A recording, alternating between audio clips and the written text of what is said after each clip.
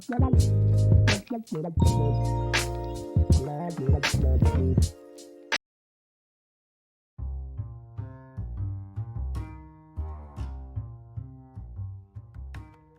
up, Blazies? It's Casey Ariel, founder of Blaze Group and your host of Blaze Group Radio.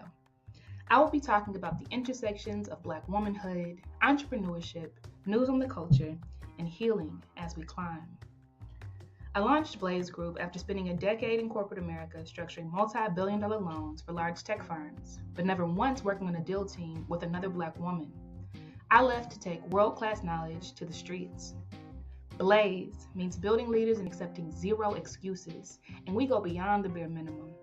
More than solutions, we create lifelines that help Black women become as limitless as they feel. Snuggle up to this episode.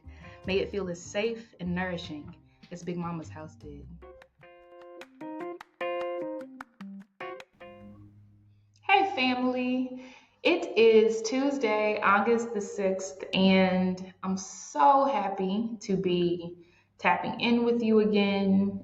For those who are watching me on video, I am in my real founder fit, man. This is the mode that I show up in to be very comfortable and grounded. So you get to see that for real. I have some exciting things to talk about today. One will be about how Blaze has essentially reshaped itself to stand more purposefully in our zone of genius, so that I can stand in my zone of genius and really tactically hit the areas of change, progress, reparative, innovation, and more, with greater precision and with heightened levels of community and less hierarchy and more circular decision making, more circular creativity, more circular partnership. So I'll get into that towards the end of this episode. These changes will mean that I need to change the intro to this show, so that is coming as well, because it will not just be about womanhood and news on the culture and growing pains as you climb.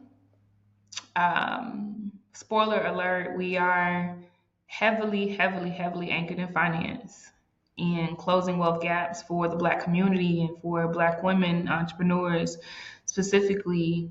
And I'll get into that, but that has always been the zone of genius. That is where I come from. That is how I funded Blaze to date, by and large, through the consulting that I do to fintech companies.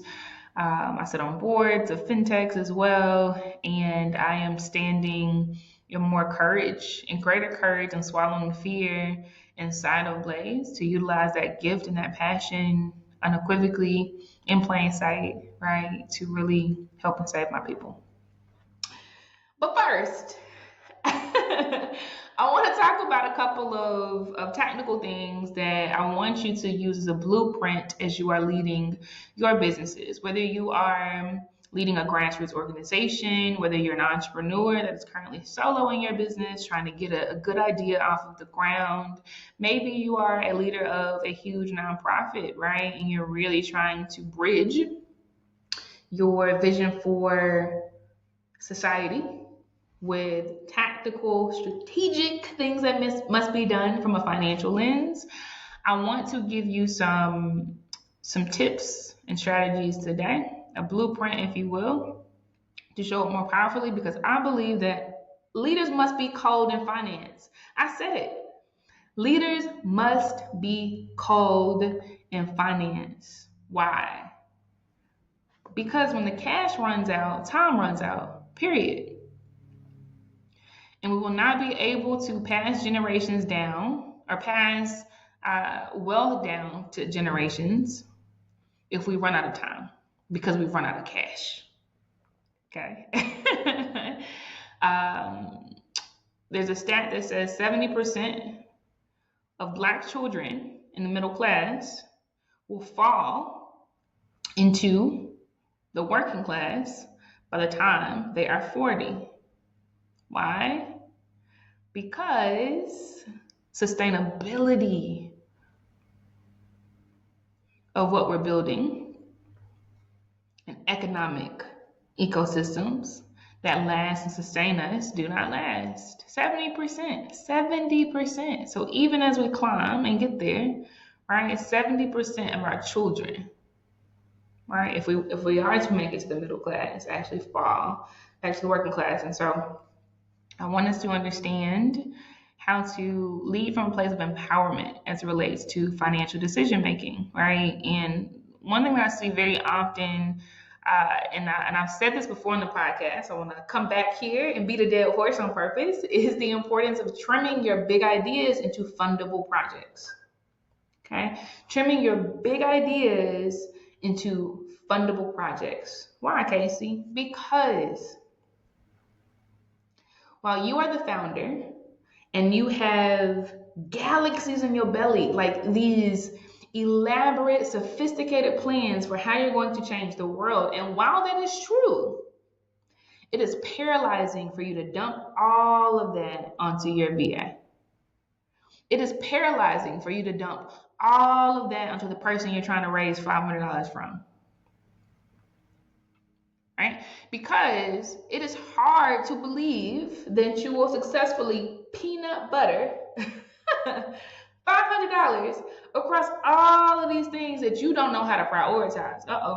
That you don't know how to sequence. That you don't know how to pause and see as building blocks that stack on top of each other through time, taking a 3-month catastrophe, right, and stretching it out to a 30-year game changer for your community, right? And so I want you to understand the importance of you taking your big ideas and breaking them down into fundable projects so that when you are going to an investor, right, or you're going to your cousin who happens to have a lot of discretionary capital that she wants to do something with, right, and you're talking about the raise, you're not trying to make her think that you can take $3,000, okay, and move the whole city of Chicago, right? What you want to do is make sure that you've identified what's next. What is the next most important thing? How can you put that into a presentation, right? How can you identify the people that need to be hired for that particular function, for that particular pilot, right? For that particular product to be developed, or that one operation in your business that is brand new, for that to be stood up, right? Who are the people that you need to hire? Right? What is the software that needs to be paid for? What is the trademark that needs to be applied for? How much do each of these things cost? And you might slice those things up into 3 different fundable projects, right? That is a lot more palatable. That is not paralyzing to your VA. They know exactly what needs to be done, and they actually have the capacity in their minds, right, to think through all of the resources that they can leverage to get that thing done. It does not mean that you stop thinking in a very grand way. It means that you heal your own relationship with time. To know that you have time to do things methodically, practically, and sustainably to make sure you build something that stands the test of time. Because if you could give the company that you came into out of college 30 years, and that's nothing to you. Yeah, in 30 years, I could be the CEO of this company. Why are you rolling up in your business giving yourself 3? I don't understand it. I don't get it. Right? So break this vision down into projects. Take this project and put it into a slide, right? Put it into a deck so you can actually see how you're laying out this concept. Flesh it out very, very well. And if you see that there are actually 3 different sub-projects inside of this one, that's powerful stuff. I want you to decouple that as well. Break that into 3 decks then, right? So that you get the reps in to understand how to execute thoughtfully and how to fund that execution in a way that does not cripple your company and traumatize your employees, right? And make you doubt yourself, right? So that it is manageable, so that you actually know how these things should be monitored, what software can monitor it, what tools you should use. You have the capacity to show up and monitor this stuff versus the 500 things you've been doing in a mediocre fashion. There's no metrics, no monitoring. Nobody is owning anything because nobody has capacity, okay, to cough, let alone, right, really flesh out this pilot and give it room to grow and develop and iterate, right? When you break your project, your vision down into projects, you can actually understand what resources are available to be allocated to these things. And then you understand what you don't have the bandwidth for. So that you can shift those things that you don't have the bandwidth for to later horizons. Which things must be next year? Which things must be 5 years out? And it's a beautiful thing because once you've developed a foundation, a base to layer that on, you don't break and cripple the whole foundation. Right? Which projects need to be up first so that you have the space to test and validate your idea?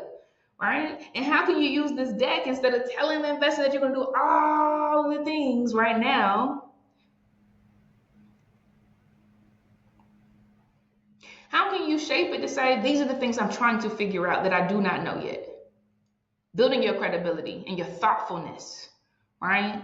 And allowing them to see how your brain thinks. How can you articulate, these are the ways that I'm going to test and validate. Every 3 months we'll do this and we'll pull up and do that.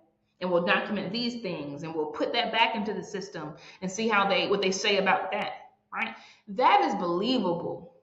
That gives you credibility. That bandwidth is important for you because if you are doing all of the things and you have no capacity, no spaciousness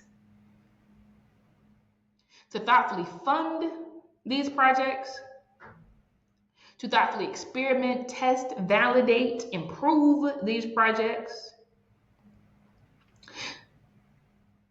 to thoughtfully sequence these projects so that you move from strength to strength to strength, then the whole thing's collapsed. Leaders must be called in finance. And if you keep listening, I'll give you some tips often on this show about how you can fund these projects, not just through loans, because so many people go to loans and they have no idea how they're going to get that monthly payment. And if you had the monthly payment to just do this outright, right, you should just do it outright, right? So really being thoughtful, right, about what levers we pull when we go to friends and family, when we apply for grants, when we use crowdfunding, when we use accounts receivables financing. Well, instead of me waiting for 30 days for that invoice, I get a financial institution to pay me 97% of it today. And then the customer just pays them back. They don't know the difference.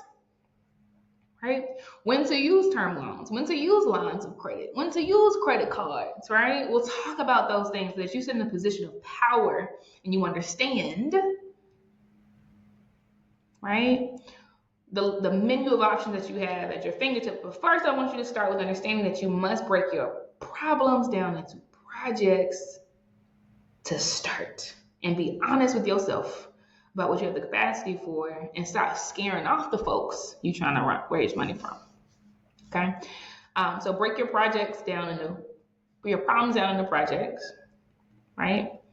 And then number 2, I want to, and I've said this a couple of times, leaders must be called in finance, right? And that's probably chilling, but I mean that. I'm going to say this like every week. There's a level of financial discipline that is crucial for business survival. Why? Because when you run out of money, you run out of time.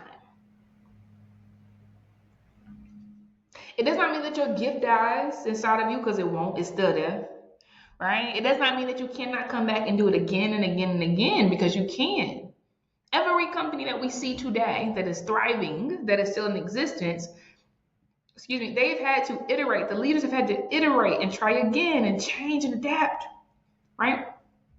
But every time they run out of money, they run out of time, right? And if you know that at the onset, right? And it doesn't mean you get it perfectly. I don't need you to get it perfectly. If you know that when you run out of money, you run out of time, you can stand today and look at the cash balance that you have and say, oh, okay, we have 3 months of operation. And it changes your decision making. It lets you know what's priority. It lets you know what to deprioritize. It lets you know what things are draining your cash unnecessarily, right? And what you have the bandwidth for. If you understand that when you run out of money, you run out of time, you know how much you want to raise. Financial discipline does not say raise enough for 10 years and you never have to look at it. Nah. Right? Financial discipline might say at all times I want 12 months of cash flow so that as we're testing and have the bandwidth of figuring it out, right? The 12 months bridges us there even if we don't make a single dime from customers. Because I know that when I run out of money, I run out of time, right? This is not a scarcity thing. This is not a thing that keep you up at night and make you cry. This is helping you understand how much money you actually need to raise, right? So that you fund it properly. Because some might say, oh, okay, well, if I know I need 12 months of runway, and I know how much money that costs me per month, this is financial discipline we're talking about, then I know how much I need to raise. Not some arbitrary number where I'm licking my finger and touching at the sky, or I'm just regurgitating something sexy I heard somebody else say. Like, I know what I'm doing over here, right? Because I'm a leader, and so I must be coded in finance. If I want 12 months of capital, just to give us time to build and test this thing and iterate this thing, right? And I know how much I need every month, and that times 12 lets me know how much I'm raising. Right? Then I can think thoughtfully about what the forms of capital are. Right? Maybe I have a highly in demand, expensive skill that might have me get into a 1-year contract with the government or a business client. Right? And I price it out to make sure that over those 12 months, that's meeting what I need inside of my business. That's a form of fundraising that is bootstrapped revenue. That's all that is. Well, I don't owe them back, right? We got a value exchange, but I'm being thoughtful because I have financial discipline about how much money I need and what runway I want. Maybe I'm crowdfunding, right? Maybe it's not a 12-month stretch. Maybe I want to incubate some type of pilot for 6 months, and there's a particular person that I want to hire for that, some junior in college, right? And so how much does 6 months equal? And I'm raising that, and I'm articulating to that to them. And then once that money runs out, what happens? I run out of time. The testing on that has to be done, right? The conclusions, the work around it has to be done so that we assess and we move on to the next thing. But financial discipline is important. And in order to have discipline in finance, you must be cold. You must be able to look at it from a place of not fear, but empowerment to say, what tools are at my disposal? What menu of options do I have? How much do I want this runway to be? Do I want it to be 12 months, 18 months, 3 months, right? And every project has that type of assessment to it, right? We'll get into this week after week, but I'm just dropping these nuggets because let me see if I can do a drum roll in here.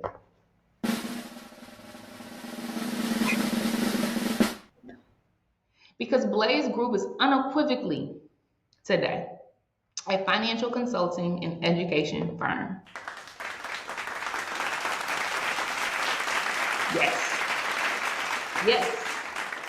Yes. These skills are not dusty. Okay, I spent a decade in corporate structuring multi-billion-dollar loans for large tech companies, right? Educating hires from around the world on how to structure credit deals, how to measure and assess risk, right? How to conduct analysis, etc. I went over to Sub-Saharan Africa and I served as a chief credit officer to fund and capitalize Blaze. That's an example of bootstrap revenue, right?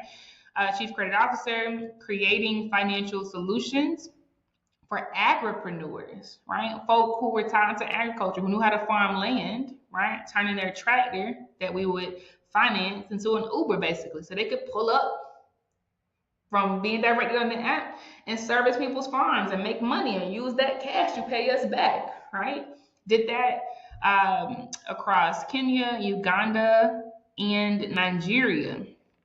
Sit on the board of Kiva US, right? Not only talking about ways to mitigate risk and find more borrowers, but how do we do this responsibly in ways that are non extractive, right? In ways that don't cause harm, in ways that actually educate the folk, right? That this value creation is coming from. And so while these things have been tangential inside of Blaze, right? Or outside of Blaze, right? And it's done a lot of good. I am coming out of hiding. I've been hiding in plain sight. Me, I've been hiding in plain sight. But there's a wealth gap that exists for Black women. There's a wealth gap that exists for Black folk, right? There's a funding gap that exists in virtually all businesses because we are undercapitalized and over-mentored. Hello. And I honestly would say on the finance side, we're not over-mentored, right? Because when I go into these rooms, there are always only a few people, if that, who know finance well, right? And so we're meeting a real need.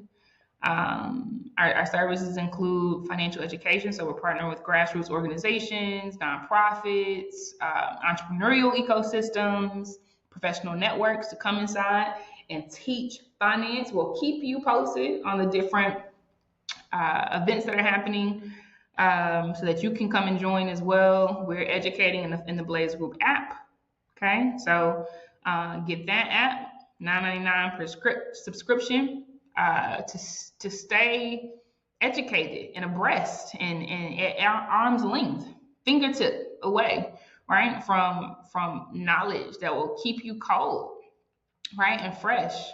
And we're doing fintech consulting. I've been doing fintech consulting for a while, but definitely doing fintech consulting unequivocally inside of Blaze so that we help folks engineer solutions that are designed for us, right? That mirror back the culture that we already have, that mirror back our day-to-day activities so that there is not a learning curve for the capital that we need so that we can be successful, right? When we access capital for our business, right? And create value and repay what we need to, right? So all of that is inside of Blaze. I'm so happy about it.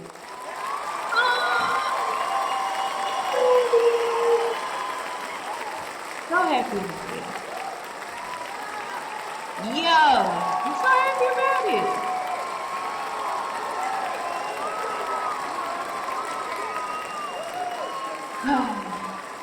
This is a milestone, of going from strength to strength, right? We've been educating, we've been showing up, we've been loving on Black women for sure, been pulling people together.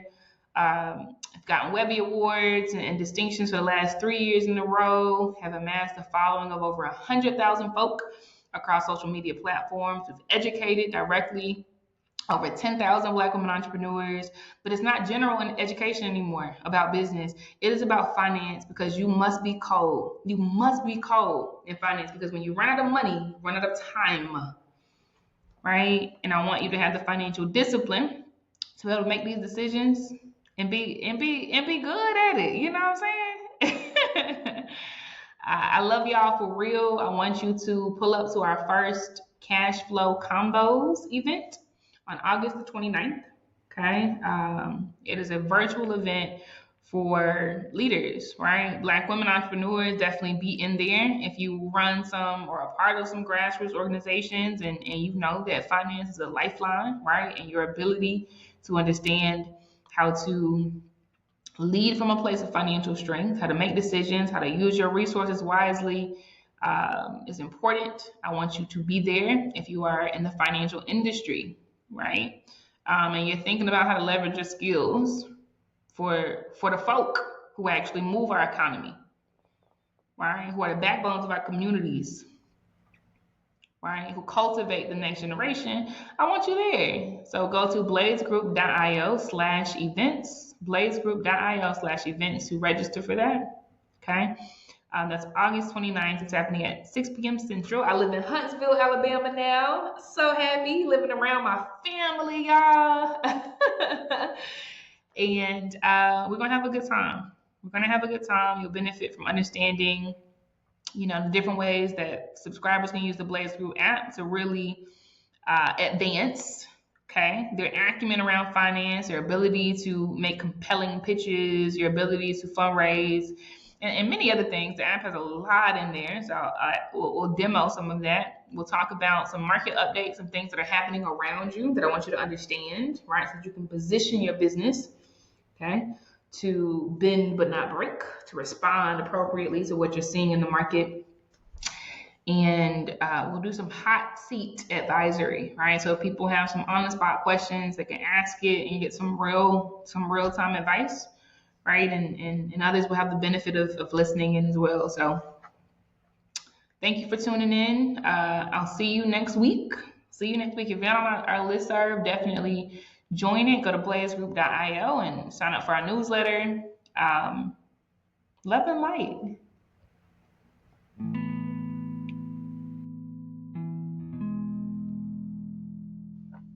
Thank you so much for tuning in to Blaze Group Radio. Remember, you have not yet met all of the people in your life who are going to love you. So keep going. Download the Blaze Group app for day-to-day support on your entrepreneurial journey. Until next time.